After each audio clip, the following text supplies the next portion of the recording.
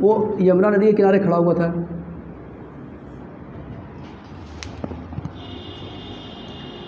ये है यमुना नदी। जब सोचा हम ऐसे तो जीत नहीं पाएंगे, क्यों ना मैं तुगलकमा नीति से जीत अपनाऊँ उस नीति को और जीत जाऊँ। यह है यमुना नदी। बहुत देर तक यमुना नदी किनारे खड़ा रहा और सोच विचार रहा था। दूसरी तरफ क्या किया, इसी से सटा हुआ एक ऐसे करके त्रिकोण टाइप का एक खाई खुदवाया।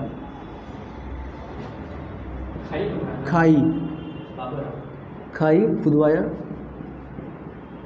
सभी सैनिकों को बोला कि रात में खाई तैयार करो। ठीक है, एक तरफ यमुना नदी है, दूसरी तरफ खाई है। इधर से भी सुरक्षित हो गया, इधर से भी सुरक्षित हो गया। ये है ना, सैनिक मेरे पास कम है तो दोनों तरफ पहले प्रोटेक्ट किया अपने आप को, उसके बाद सैनिक को खड़ा किया। सबसे पीछे कम सैनिक खड़ा किया, मतलब 1 या 2 सैनिक खड़ा किया, उसके बढ़ाते चला गया ये सैनिक को।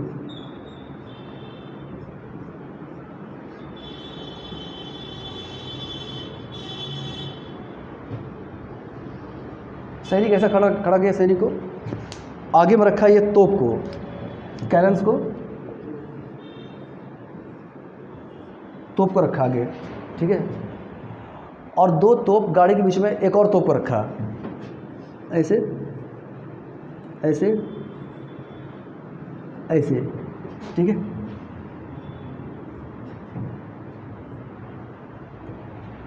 पीछे सेना खड़ी हुई है इसकी, और सामने में कैनन्स हैं, तोप हैं यहाँ पे। ठीक है, और वो इस तरह का रखा। इसी को कहते हैं तोप को सजाना, इसको कहते हैं ओस्मानी विधि। ओस्मानी विधि से, इसी को कहा गया ओस्मानी विधि या रोमी पद्धति। रोमी पद्धति से सेना सजाना। तुर्क हुआ करते थे, अब्बासी खलीफा लोग ऐसे सजाते थे। तो ऐसे लग रहा है बहुत कम, लेकिन दूर से वो ढेर लग रहा है। एक गाड़ी के बीच में दूसरे 2 गाड़ी खड़ा कर दिया, 2 गाड़ी के बीच में एक गाड़ी खड़ा कर दिया, दोनों के बीच में ये खड़ा कर दिया, फिर दोनों के बीच में ये खड़ा कर दिया, आगे पीछे करके। तो दूर से सेना को लग रहा है कि बहुत कुछ उसके पास है, बहुत तोप है। एक्चुअली में है बहुत कम तोप उसके पास। ठीक है, और लग रहा है कि बहुत सेना, खूब दूर तक सेना ही सेना है। इसको ये नहीं दिख रहा है यमुना नदी, इसको सेना दिख रहा है कि बहुत दूर तक सेना है इसके पास। मानसिक रूप से डराना होता है, पहले अटैक करने के पहले डराना होता है, नहीं तो पहले धमकी देता है, हम ये करते, पहले डराने की कोशिश होता है। उसके बाद कुछ शौर्य की गाथा सुनाई जाती है कि हम यहाँ इसको हरा चुके हैं, उसको मार चुके हैं, उसको है ना, ऐसे तो डराया जाता है दुश्मन को। तो इसको डराने का तरीका इसका ही था, ओस्मानी विधि, रूमी पद्धति। सबसे पहले अपने आप को बचाना, प्रोटेक्ट किया। ठीक है, उसके बाद दुश्मन डरे, इसके लिए क्या किया, सैनिक को क्रमबद्ध खड़ा किया पीछे से आगे की ओर, और सामने में जो है तोप को गाड़ी को खड़ा किया, 1-2 तोप के बीच एक गाड़ी से लगा करके। ठीक है, और इसी को कहा गया है तोप को सजाना को ओस्मानी विधि या रूमी पद्धति। और तुगलकमा नीति किसे कहा गया है, तुगलकमा पद्धति। दोनों ओर से, इसकी परिभाषा है, दोनों ओर से सुरक्षित होकर सामने से शत्रु को लड़ने के लिए विवश करना,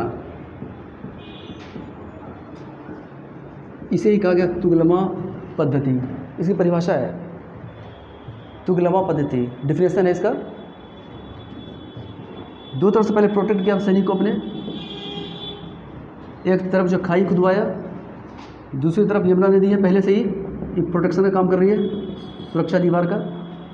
ठीक है, सैनिक कम है, सैनिक को सजाया इन्होंने रोमी पद्धति से, और ये अपने जो है पश्चिम मध्य एशिया की नीति से। और तोप का जो इस्तेमाल किया है ओस्मानी विधि से या रूमी पद्धति से, तोप को एक दूसरे के बीच में एक गाड़ी रख देना।